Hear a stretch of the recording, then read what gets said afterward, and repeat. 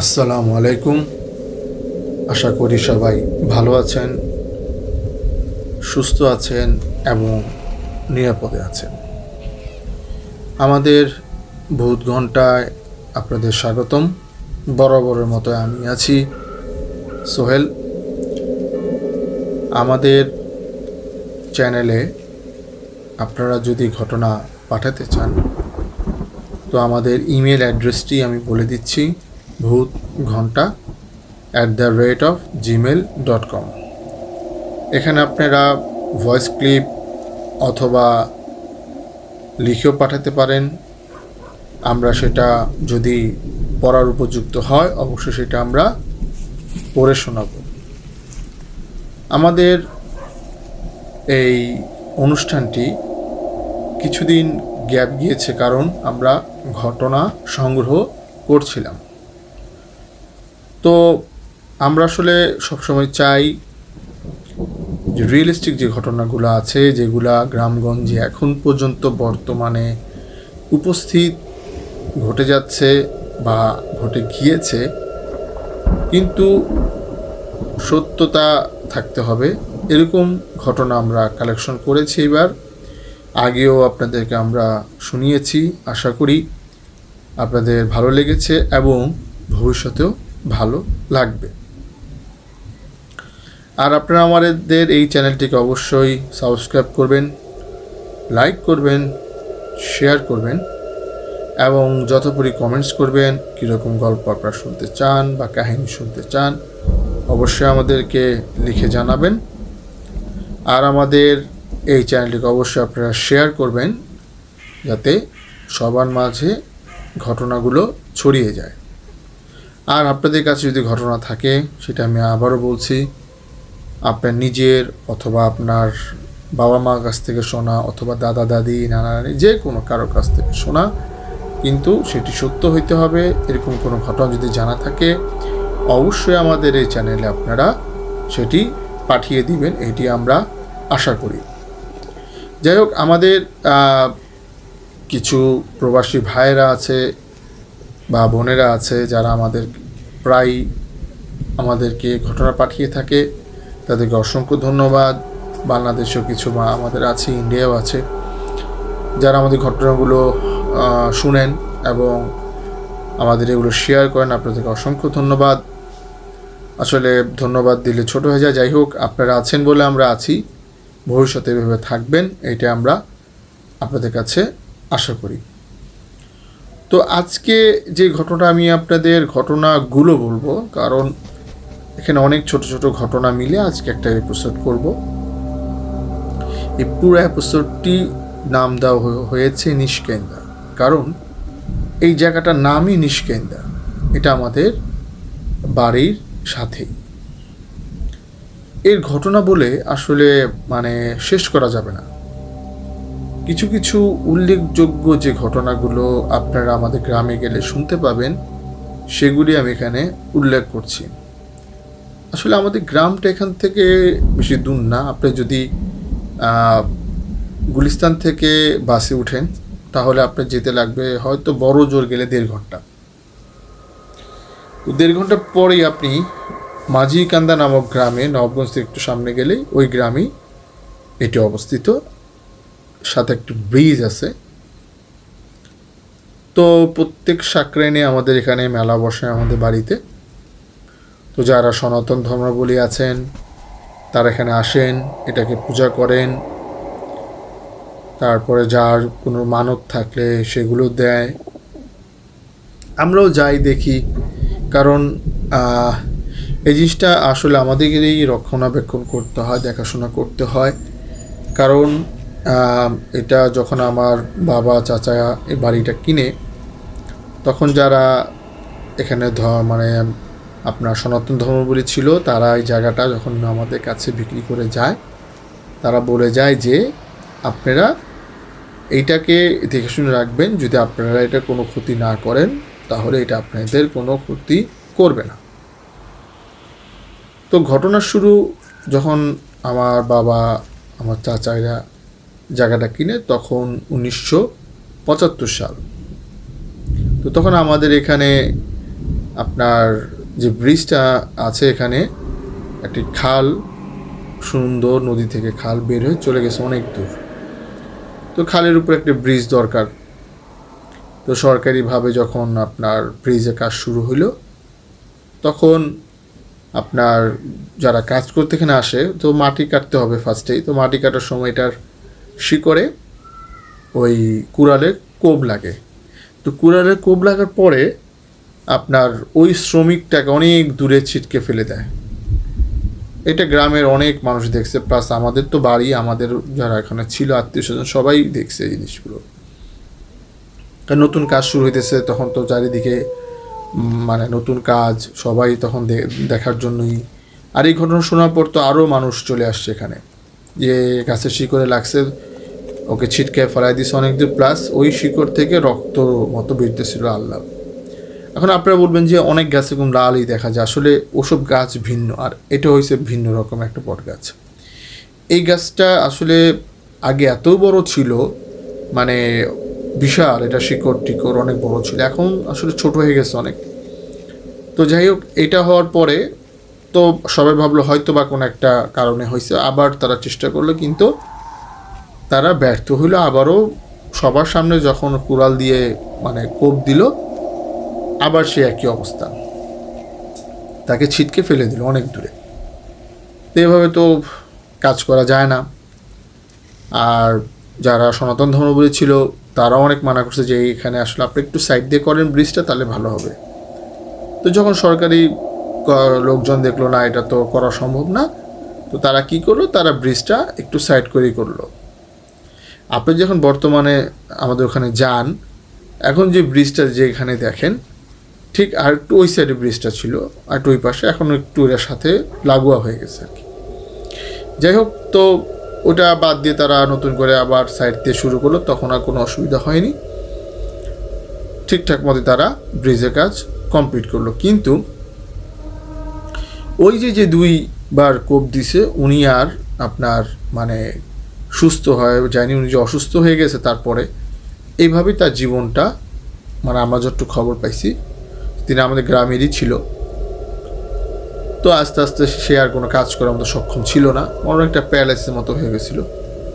যাই হোক, তারপরে উনি আস্তে আস্তে মানে নর্মালিভাবে মৃত্যুবরণ করেন। তো এখান থেকে ধরতে পারেন যে এটা আমাদের এখানে সূত্রপাত, কারণ আমাদের বাড়ি অন্যখানে ছিল, অন্য জায়গায় ছিল, অন্য জায়গা থেকে যখন এখানে এসে আমার বাবা চাচা মিলে কিনে, তারপর থেকে ঘটনাগুলো আমি আর কি আপনাদেরকে শোনাচ্ছি। তারপরে ঘটনা আমার মানে বাবার সাথে ঘটে যাওয়া। তো আমার মানে নানি বাড়ি বেশি দূরে না, ধরেন ওয়াকিং ডিস্টেন্স 5 মিনিট হবে, এর চেয়ে বেশি না। তো প্রায়ই দেখা যেত যে আমার আব্বা আপনার অনেক রাতে বাড়িতে আসতো। আমরা তো নর্মালি আপনার বছরে একবার বাড়ি যেতাম, সো দেখা গেছে তখন অনেক রাত করে আব্বা বাড়িতে আসতো, মানে আমার নানি বাড়ি থেকে। তো একদিন দেখে যে ওই মানে বটগাছটা আগে অনেক বড় ছিল আর রাস্তার সাথে ছিল, এখন আসলে রাস্তার উঁচা যাওয়াতে বটগাছটা নিচের দিকে নেমে গেছে। তো তখন রাস্তার সাথে বটগাছটা ছিল, যে বটগাছের মধ্যে যদি আপনার একটা মানুষও বসে থাকে তো বোঝার কোনো জোর নাই, মানে এত মোটা ছিল গাছটা। তো আব্বা যখন আসতেছে তখন হাতে তো নর্মালি টর্চ লাইট নিয়ে আসতেছে, তো দেখে যে আপনারা আসলে নর্মাল গ্রামে যেই ঘটনাগুলো শুনেন ওরকমই ঘটনাই যেগুলো ঘটে। দেখে যে একজন মহিলা এখানে মানে বসে আছে, লাল শাড়ি পরা।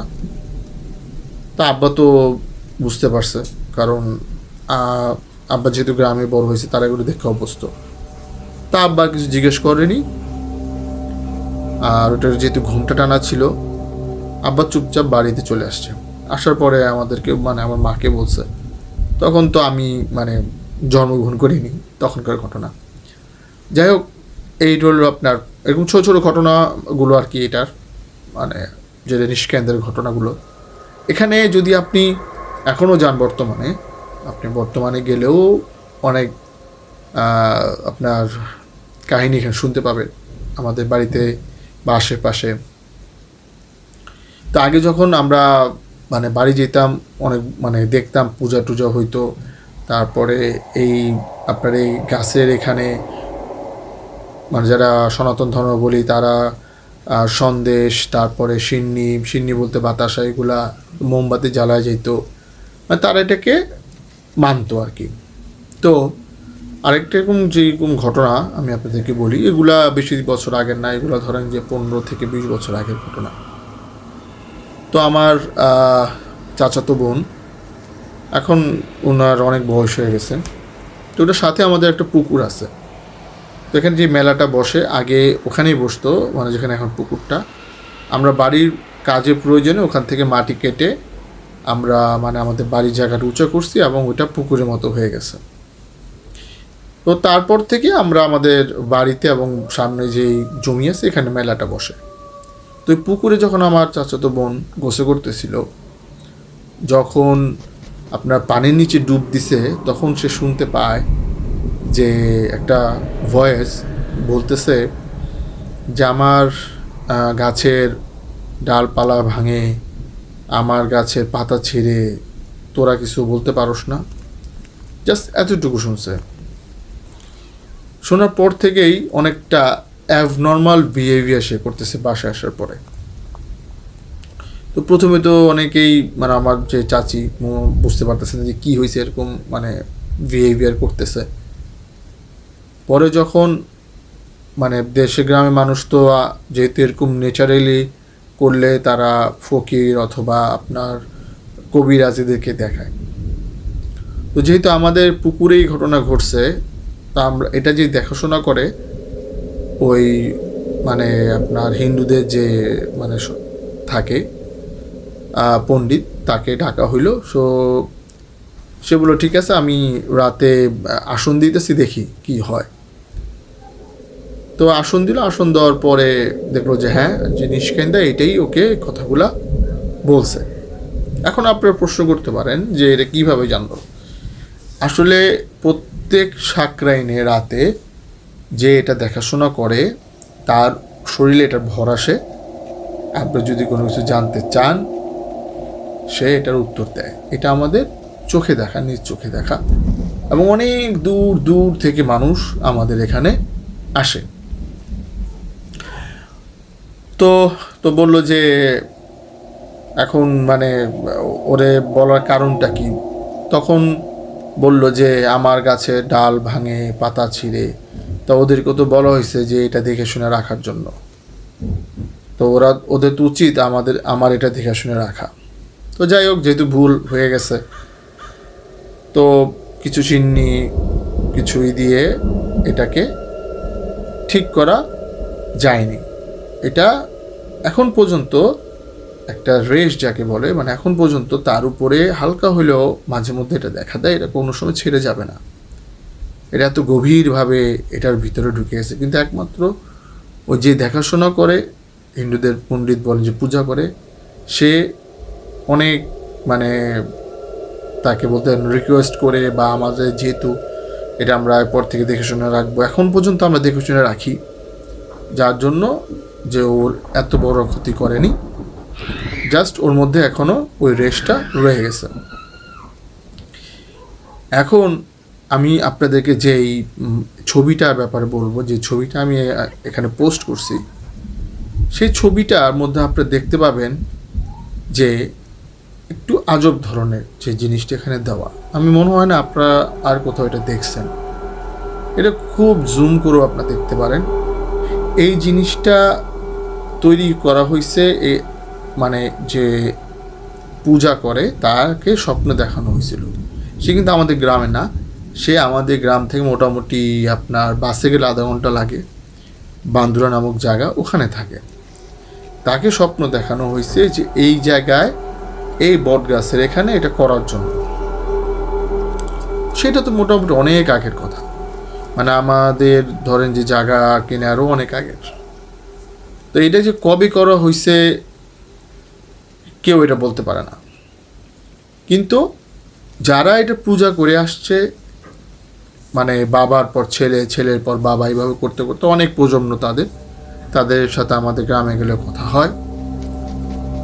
তো আরেকটা মজার জিনিস হইল যে তাদের ফ্যামিলিতে যে এটা দেখাশোনা করে, মানে পূজা করে সাকরাইনে, তার ঘরে এক ছেলেই হয়। আর কোনো ছেলে মেয়ে হয় না। ঠিক সবার ঘরে একটা করে ছেলে হয়, পরের বারও এক ছেলে, মানে এক ছেলে বেশি আর হয় না কারো। তো এইভাবে প্রজন্ম পর প্রজন্ম এটা তারা পূজা করতেছে।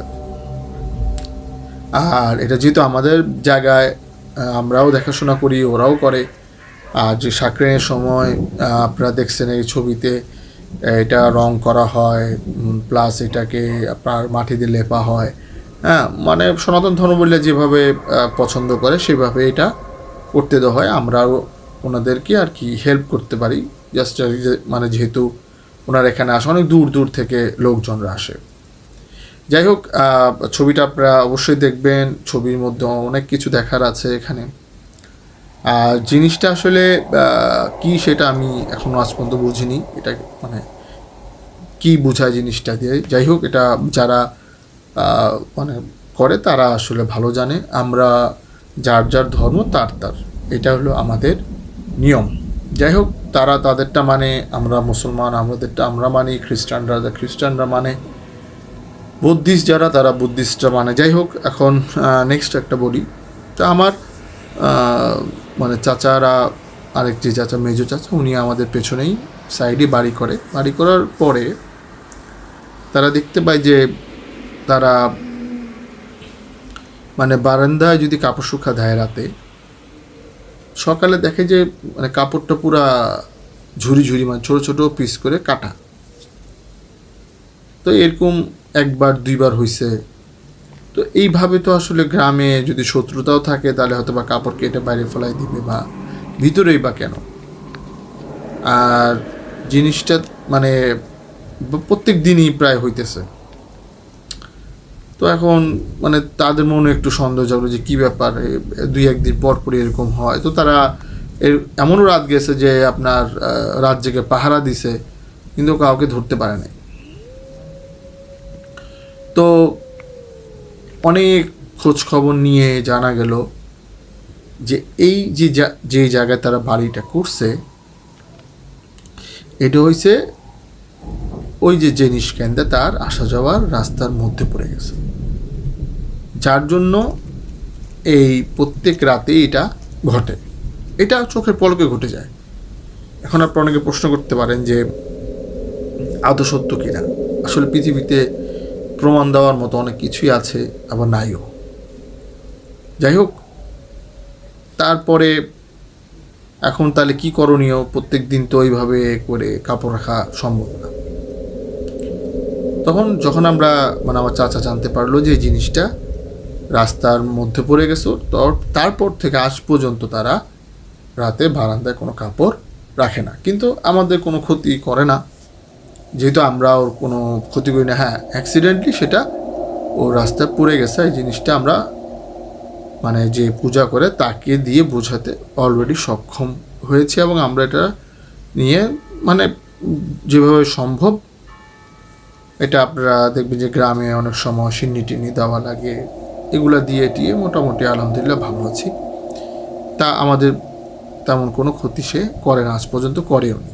যাই হোক, এখন আমি আপনাদেরকে আরেকটা ঘটনা বলি। তখন আমি গ্রামে ছিলাম, রাত আনুমানিক 2টা আপ হয়ে গেছে, 2টা 3টা মাঝামাঝি হবে।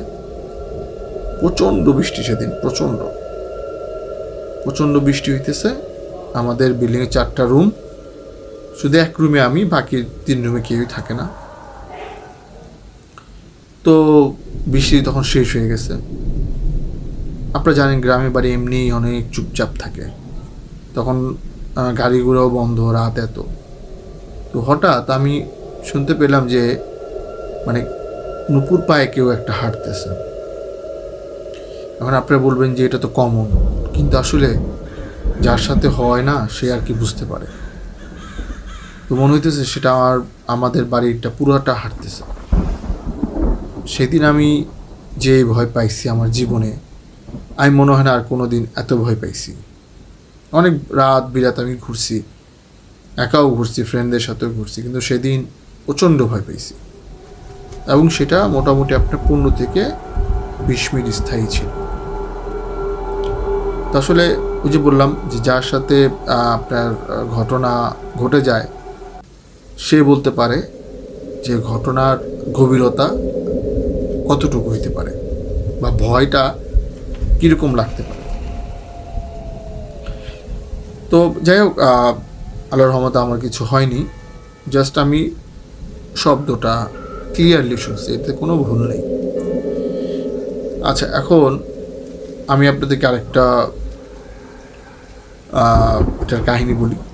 এটা মোটামুটি আপনার 12-13 বছর আগের কাহিনী। তো আমাদের এখানে যখন আর কি আপনার মেলা হয়, তো মেলার দিন রাতে তো আমি বললাম এটার উপর ভর আসে। তো হঠাৎ এই কয়েক বছর আগে, 12-13 বছর আগে একটা দ্বন্দ্ব সৃষ্টি হয় যে এটার মানে হিন্দু ধর্মাবলম্বী, সনাতন ধর্মাবলম্বী যারা মানে এটার পুজোটা কে করবে, তাই নিয়ে মোটামুটি একটা দ্বন্দ্ব সৃষ্টি হয় দুই গ্রুপের মধ্যে। তো একজন বলতেছে যে উনি পূজা করাবে, আরেকজন বলতেছে যে সব সময় করায় উনি। তো নতুন যে আসছে, দেখা গেল হঠাৎ চোখের সামনে ওই পুকুরটার কথা বললাম না, ওই পুকুরের মধ্যে ঝাঁপ দিল সবার সামনে। তখন রাত প্রায় 12টা। তাকে আপনার কি এক অদৃশ্য, কিচ্ছু দেখা যাচ্ছে না, না হাত না কিচ্ছু না, সে অটোমেটিক পানিতে একবার ডুব দিতেছে আর উঠতেছে, মানে যেভাবে পানিতে মানুষকে চুবায়, একবার পানিতে ডুব দেওয়াইতেছে আবার উঠাইতেছে, আবার ডুব দেওয়াইতেছে আবার উঠাইতেছে। আর তখন তো প্রচণ্ড শীত, আপনারা জানেন যে জানুয়ারি মাস 14-15 তারিখ এটা হয়। তো মানে এটা একটা অলৌকিক একটা ঘটনা বলতে পারেন। তো এরকম মোটামুটি অনেকক্ষণ চললো, পরে সে তো অনেক চিৎকার দিয়ে যে না আমাকে ছেড়ে দেয়, আমাকে ছেড়ে দাও, এবার বলার পর অনেকক্ষণ পর তাকে জিনিসটা ছেড়ে দিছে। তো এই জিনিসটা অনেক, তখন আমাদের ওখানে প্রায় আপনার 1000 মানুষ তো হবেই, কারণ আমি তো বললাম যে আপনাদের অনেক দূর দূর থেকে, গ্রাম থেকে আমাদের এখানে আসে, বিভিন্ন মান্তি থাকে বা বিভিন্ন জিনিস জানার জন্য, বা আপনার দেখা গেছে যে কোনো একটা তার সমস্যা হয়েছে, সেই সমস্যার সমাধান কিভাবে হবে এটা আর কি বলে দেয়। হ্যাঁ, আপনি যদি ওর সাথে ভালো করেন, ও অবশ্যই আপনার সাথে ভালো করবে, এটা হচ্ছে একটা নিয়ম। তো যাই হোক, পরে এইভাবে উনি তো পরে চলে গেল, যাকে পানিতে চুবাইছে। আর যে নর্মালি প্রত্যেকবার আপনার পুজো করে, উনি পূজাটা করাই। যাই হোক, এই আরেকটা ঘটনা আপনাদেরকে আমি বললাম।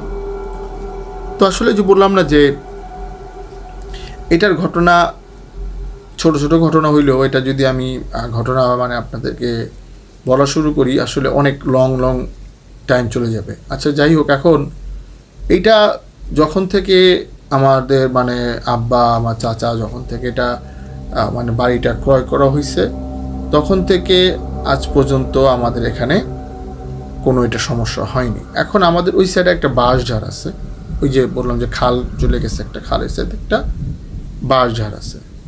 তো বাঁশঝাড়টা বেশ ঘন একটা বাঁশঝাড়, এখন একটু কম, আগে অনেক ঘন ছিল। তো যখন আপনার বর্ষার পানি উঠতো না, তো সব তো ডুবে যেত। ওই বাঁশের মাথায় একটা সাপ দেখা যেত, অনেক মোটা অযোগ্য সাপ। আপনারা এখন আমরা যেমন ইংলিশ ছবিতে দেখি অ্যানাকন্ডা, এরকম মোটা সাপ, ওই বাঁশের আগায় এটা বসে থাকতো। কিন্তু বর্ষা শেষে এটাকে কেউ কোনো দিন খুঁজেও পায় নাই, দেখে মানে মাটিতেই দেখে নাই। তো সবার ধারণা যে এই নিষ্কেন্দাটাই রূপ ধারণ করে, সাপের রূপ ধারণ করে ওই বাঁশের আগায় বসে থাকতো, মানে পেঁচায় থাকতো। যাক, এই কথা কোনো ভিত্তি আছে কিনা আমি জানি না, কিন্তু আমাদের ওই জায়গায় এটা প্রচলিত একটা ঘটনা। এবং এই আমাদের এই নিষ্কেন্দার নিয়ে আপনারা অনেক ঘটনা শুনতে পাবেন। আপনারা ওখানে যাবেন, যারা নাকি মানে এইসব নিয়ে রিসার্চ করেন বা জানার আগ্রহ। কিন্তু আমার কথা লেখে আপনারা ডিস্টার্বটা না করাই ভালো। আমি আরেকটা ঘটনা বলি আপনাদেরকে। আমি তখন আপনার আমাদের বাড়ির সামনে দোকান আছে, দোকানে বসে রয়েছি দুপুরবেলা। ব্রিজ থেকে 2টা অটো নামতেছে, নর্মালি 2টা অটো গাড়ি, যে এখন অটো গাড়িগুলি অটো গাড়ি নামতেছে। 2টা গাড়ি মনে হলো কেউ জানি হাত দিয়ে উল্টাই দিল, মানে পোল্ট্রি খেলে 2টা, আমার চোখের সামনে দেখা। কোনোটার সাথে কোনোটা বাড়ি খাই নাই, কিছুই না। দুপুর টাইম, এই টাইমটাও খারাপ, তারপর আমরা সবাই যারা এখানে মানে ওখানে ছিলাম ধরাধরি করে তাদেরকে হেল্প করলাম। মহিলা ছিল, বাচ্চা ছিল, তাদের তো হাত পা সব ছিলে গেছে। তো আমাদের তো আর মানে বুঝতে বাকি নেই যে এটা কেন হয়েছে। দুপুর টাইম, সন্ধ্যা টাইম এবং গভীর রাত, এই 3টা টাইমই অনেক খারাপ। এই 3টা টাইম একটু আসলে সবারই বুঝে চুনে চলা উচিত আমার মতে। তো এই ছোট ছোট ঘটনা আমি বলতেছি আপনাদেরকে, এই ঘটনাগুলো আপনারা আমাদের ওখানে গেলে শুনতে পাবেন। হয়তো বা এর থেকে অন্য ঘটনাও শুনতে পারেন, যেহেতু আমি গ্রামে কম যাই। আমি হয়তো বা ধরেন যে বছরে 1বার যাই বা 2বার এরকম যাওয়া পরে, খুব প্রয়োজন না হলে আসলে আমি গ্রামের বাড়ি যাই না। আর এই ঘটনাগুলো আমার বেশিরভাগ আমার ফ্যামিলির কাছ থেকে শোনা, যেহেতু ওখানে আমাদের বাড়ি প্লাস মানে আশেপাশে আমাদের যারা সনাতন ধর্মাবলী ওখানে থাকেন তাদের সাথে আমাদের গুড রিলেশন থাকাতে ও তাদের কাছ থেকে অনেক কিছু আমরা মানে শুনছি। যাক, এখন পরিশেষ কথা আজকের মতো এখানেই আমি শেষ করতে চাইতেছি, যেহেতু এটা নিয়ে আমি আরও এপিসোড করব সামনে। তো আপনাদেরকে এতটুকু আমি বলতে চাই যে আপনারা অবশ্যই আমাদের এখানে যদি আপনারা যান দেখতে পাবেন। এখনও সেটা আমি এবার গিয়ে আসছি, এই যে 14 তারিখ, এটা ছবি তুলে নিয়ে আসছি আপনাদেরকে দেখানোর জন্য। আপনারা এটাকে দেখেন এবং এই ঘটনাগুলো 100 রিয়েল ঘটনা, এখানে কোনো ভুল নাই। আমরা চেষ্টা করি আপনাদেরকে রিয়েল ঘটনা শোনার জন্য। এটা আমাদের অব্যাহত থাকবে। কিছু কারণে প্রোগ্রাম অফ ছিল, এই জন্য আমরা আন্তরিকভাবে দুঃখিত। ইনশাল্লাহ সামনে থেকে সেমভাবে আগে যেভাবে প্রোগ্রাম চলতো সেভাবে চলবে। যেহেতু আমরা গল্প সংগ্রহ করছিলাম, টাইম স্বাভাবিক ব্যাপার মানে লেগে গেছে, কিছু করার নাই। আর অবশ্যই আপনারা আমার চ্যানেলটিকে সাবস্ক্রাইব করবেন, লাইক করবেন, শেয়ার করবেন এবং অবশ্যই আমাদের গল্পগুলো পুরোপুরি শোনার চেষ্টা করবেন। আমরা অনেক আসলে কষ্ট করে গল্পগুলো বা কাহিনীগুলো কালেক্ট করি আপনাদের জন্য। আর সর্বোপরি একটা কথা বলবো, আমাদের সাথে থাকবেন, আমাদেরকে গল্প পাঠাবেন বা কাহিনী পাঠাবেন। পরিশেষে এটাই বলবো, ভালো থাকবেন। আসসালামু আলাইকুম।